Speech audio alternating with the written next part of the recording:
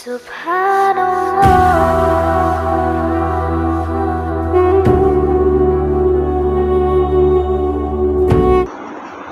لله وحده والصلاة والسلام على من لا نبي بعده أما بعد فأعوذ بالله من الشيطان الرجيم بسم الله الرحمن الرحيم وأما من خاف مقام ربه ونهى النفس عن الهوى فإن الجنة هي المأوى صدق الله العظيم۔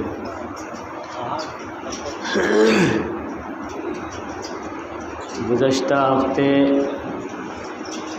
بات چل رہی تھی کہ مومن اللہ تبارک و تعالی سے ڈرتا بھی ہے اور امید بھی رکھتا ہے، اور اسی امید اور خوف کے درمیان ایمان ہے۔ اگر خالص ڈر ہوگا تو آدمی مایوس ہو جائے گا، اور اگر خالص امید ہوگی تو عمل سے غافل ہو جائے گا، کوتاہی عمل میں مبتلا ہو جائے گا۔ اس لیے امید بھی ہونی چاہیے اور خوف بھی ہونی چاہیے۔ اسی ضمن میں نے عرض کیا تھا گزشتہ ہفتے کہ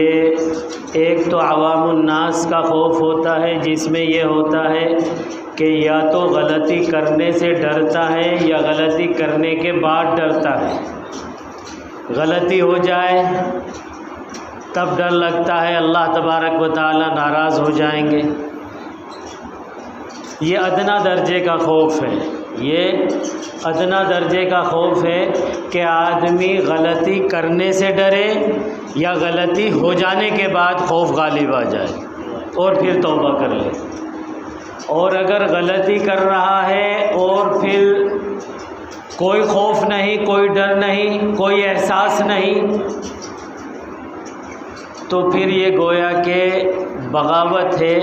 یہاں اب اپنے ایمان کو تول کر کے دیکھ لینا چاہیے کہ ہمارا ایمان کس درجے کا ہے، جو غلطی کرنے کے بعد یہ احساس بھی نہیں ہو رہا ہے کہ مجھ سے کوئی غلطی ہوئی۔ یہ بالکل عوام الناس کا خوف ہے،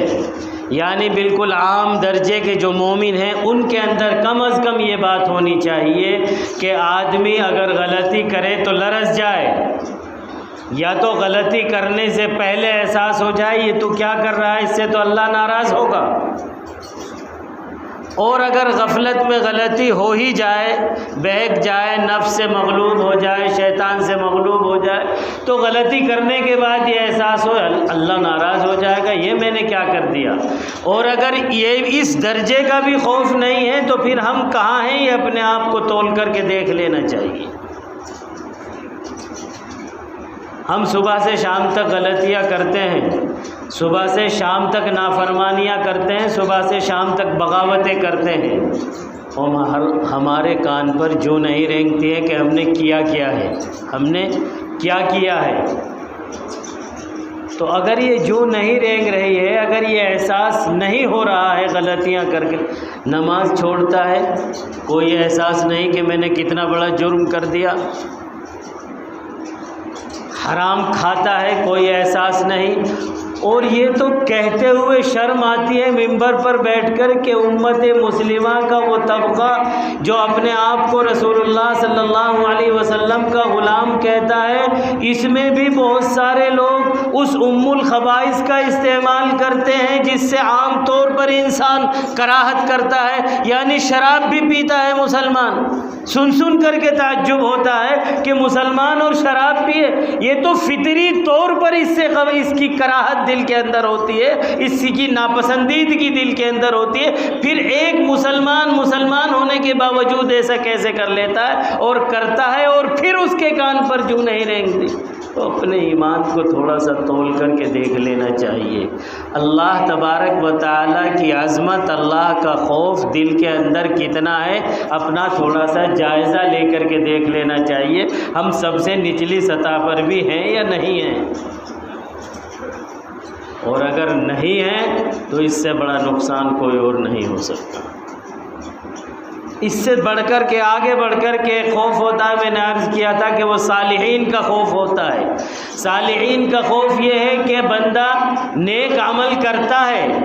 اچھائیاں کرتا ہے، نماز بھی پڑھتا ہے، تلاوت بھی کرتا ہے، لیکن تلاوت کرتا ہے، نماز پڑھتا ہے، اس کے باوجود یہ سمجھتا ہے کہ جو اللہ کی عبادت کا حق تھا وہ ہم سے ادا نہیں ہو سکا ہے، پتہ نہیں ہماری نماز اللہ تبارک و تعالیٰ کے ہاں قبول ہوگی یا نہیں ہوگی، قبولیت کے لائق ہے یا نہیں ہے، ڈرتا رہتا ہے۔ اور میں نے عرض کیا تھا کہ خالص خوف ہوگا تو کام نہیں چلے گا، امید بھی ہو، پھر یہ بھی دل کے اندر آنا چاہیے کہ نہیں، اللہ نے مجھے اپنے سامنے سجدہ کرنے کی توفیق دی تو وہ ضرور قبول کرے گا۔ اپنی کوتاہی عمل پر نظر ہو کہ میری نماز تو اس قابل نہیں ہے کہ اللہ کے ہاں شرف قبولیت حاصل کر سکے، میری تلاوت تو ایسی نہیں ہے، میرا روزہ تو ایسا نہیں ہے کہ اللہ کے ہاں شرف قبولیت حاصل کر سکے، لیکن اللہ نے توفیق دی ہے تو اس سے امید ہے کہ وہ قبول کر لے گا۔ تو اپنی کوتاہی عمل پر نظر ہوتا ہے۔ عمل کرتے ہیں جو تھوڑے سے ذرا کم ظرف ہوتے ہیں، وہ عمل کر کے کیا سمجھتے ہیں، ارے بہت سارے تو پڑھ بھی نہیں رہے، ہم نے پڑھ لی تو ہم کم سے کم پڑھ تو رہے، جیسی تیسی پڑھ، یعنی یہ اللہ پر احسان کر رہا ہے اگر تو پڑھ رہا ہے، معاذ اللہ، یہ اللہ کی توفیق ہے کہ تو پڑھ رہا ہے، لہذا اپنے پڑھنے کو کمال مت سمجھ، بلکہ اپنی کوتاہی عمل پر نظر رکھ کہ اللہ نے تو مجھے اپنے سامنے کھڑا ہونے کی توفیق دی، میں اس کا حق ادا کر سکا یا نہیں کر سکا۔ امام ابو حنیفہ رحمۃ اللہ علیہ حج کرنے گئے ہیں اور بیت اللہ کے غلاف کو پکڑ کر کے بیت اللہ کی دیوار پر ہاتھ لگا کر کے اللہ کے رسول حضرت امام اعظم امام ابو حنیفہ رحمۃ اللہ علیہ اللہ تبارک و تعالیٰ کے سامنے گڑ گڑا رہے ہیں اور کہہ رہے ہیں، ما عبدنا کا حق عبادتی کا، ما عرفنا کا حق معرفتی کا، یا اللہ آپ کی بندگی کا جو حق ہے وہ ہم سے ادا نہیں ہو سکتا، آپ کی معرفت کا جو حق ہے وہ ہم سے ادا نہیں ہو سکتا۔ یہ صالحین کا خوف ہے، یہ صالحین کا خوف ہے۔ اس میں ہمارے لیے سبق یہ ہے کہ ہم اپنی کوتاہی عمل پر نظر رکھیں، اس میں ہم اپنی کوتاہی عمل پر نظر رکھیں کہ ہمارا عمل اس قابل نہیں ہے کہ اللہ تبارک و تعالیٰ کے ہاں شرف قبولیت حاصل کر۔ نماز پڑھیں لیکن ڈرتے رہیں، کوئی بھی نیک عمل کریں ڈرتے رہیں، کسی کے ساتھ حسن سلوک کریں ڈریں، یا اللہ ہمارے دل میں بڑائی نہ آ جائے، کہیں ہمارے دل کے اندر اس کے اوپر احسان کرنے کا جذبہ نہ پیدا ہو جائے، ہمارے دل کے اندر کسی کے ساتھ بھلائی کر رہے ہیں، حسن سلوک کر رہے ہیں اور دماغ کے اندر یہ بات ہے کہ یہ سمجھے گا بہت بڑا محسن ہے میرا، بات ختم ہو گئی، اللہ کے لیے کہاں کیا، یہ تو اس کے احسان کرنے کے لیے کیا۔ تو کسی کے ساتھ حسن سلوک، کوئی بھی نیک عمل کر رہے ہیں اس کے اندر یہ پہلو کہ یہ نیک عمل جس شان کا ہونا چاہیے اللہ کے لیے اس شان کا ہم نہیں کر سک رہے ہیں، اللہ تبارک و تعالیٰ قبول کر لے تو یہ اللہ کا رحم ہے، اللہ کا فضل ہے، اللہ کا کرم ہے۔ ایک اس سے بھی بڑھ کر کے خوف ہے، ارے گھنٹہ ہی کہاں چلا گیا، تو معاملہ ہی گڑبڑ ہے۔ ایک اس سے بھی بڑھ کر ایک اس سے بھی بڑھ کر کے خوف ہے وہ کاملین کا، یعنی جنہیں اللہ کی معرفت حاصل ہے، جو اللہ تبارک و تعالیٰ کی معرفت جن کو مل گئی، جنہوں نے اللہ تبارک و تعالیٰ کی عظمت کو جان لیا، اس کی جلالت شان کو سمجھ لیا، اللہ کی کبریائی کا جنہیں ادراک ہو گیا، احساس ہو گیا، اللہ تبارک و تعالیٰ کے رب ہونے کو جس نے پہچان لیا، اللہ کے احکم الحاکمین ہونے کو پہچان لیا، تو ان کا خوف اس درجے کا ہے کہ وہ برا کام بھی نہیں کرتے، غلطی بھی نہیں کرتے، نیکیاں بھی کرتے رہتے ہیں، پھر بھی ڈرتے رہتے ہیں کہیں اللہ کی بے نیازی کی نظر ہم پر نہ پڑ جائے، کہیں اللہ کی بے نیازی کی نظر ہم پر نہ پڑ جائے۔ اللہ کی بے نیازی کی نظر کیا ہے؟ اللہ تبارک و تعالیٰ کو ہماری عبادتوں کی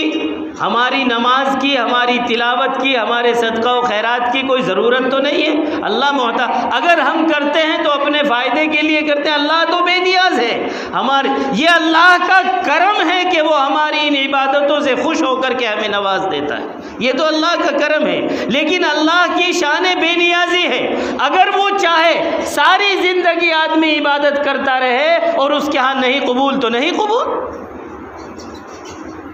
تو اللہ کی اگر بے نیازی کی نظر پڑ گئی تو کہیں ہمارا خاتمہ خراب نہ ہو جائے، وہ اس بات سے ڈرتے رہتے ہیں۔ ہم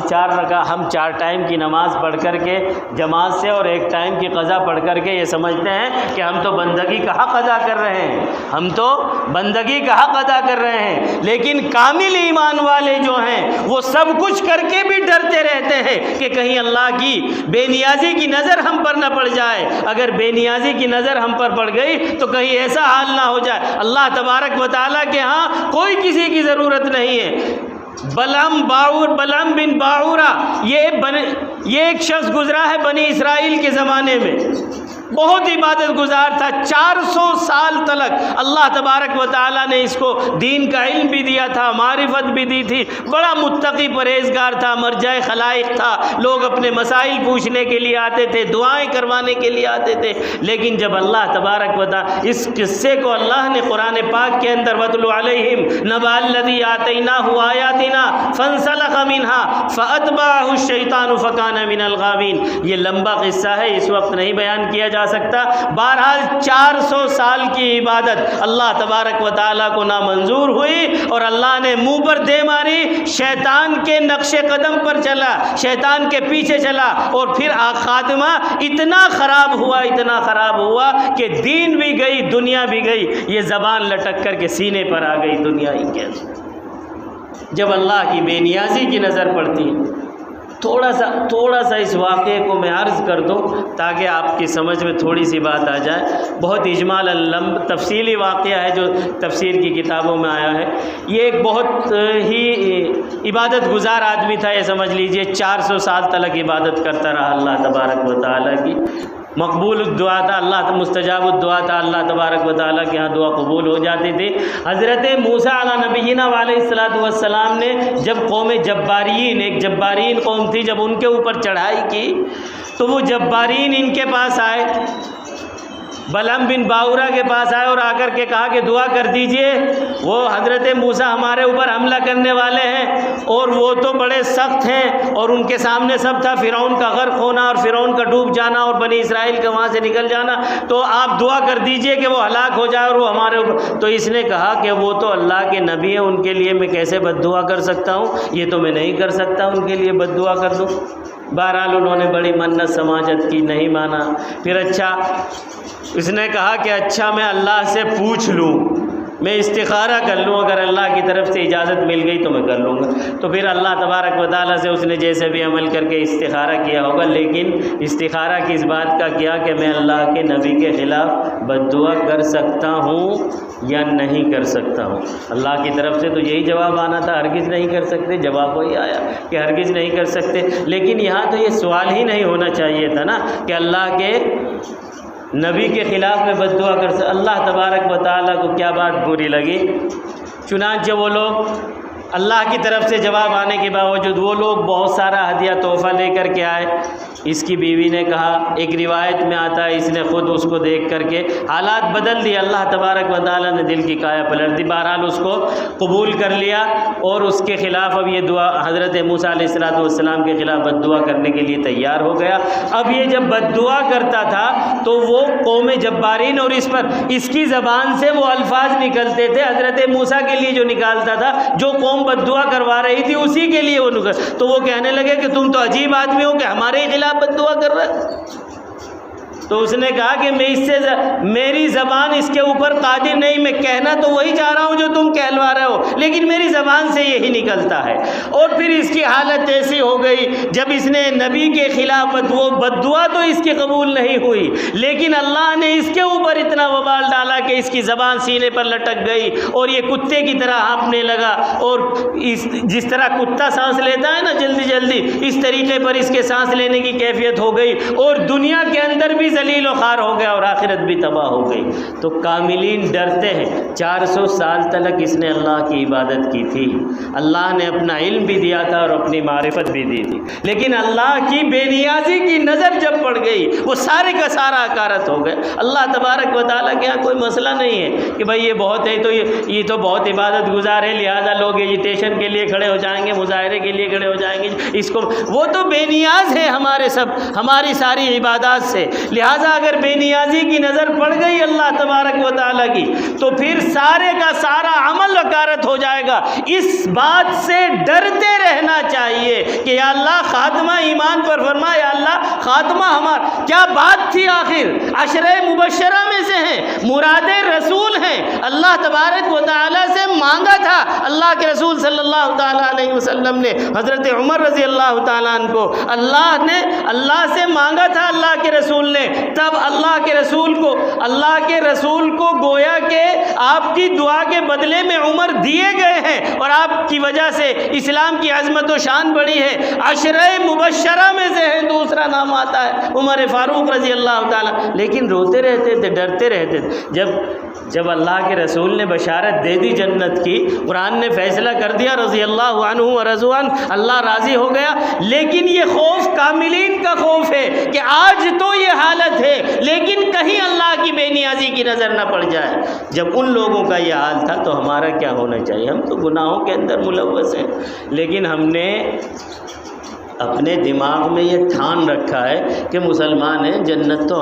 ہماری ٹھیکیداری ہے، جنت تو ہماری ٹھیکیداری ہے، بالکل یقیناً ٹھیکیداری ہے، یقیناً اس سے کوئی انکار نہیں کر سکتا۔ اگر ایمان کے ساتھ گیا تو جنت میں ضرور جائے گا، گو اپنی اعمال کی سزا بھگت کے جائے بداعمالیوں کی، یا اللہ معاف فرما دے، لیکن جائے گا، ضرور جائے گا اگر ایمان لے کر کے گیا۔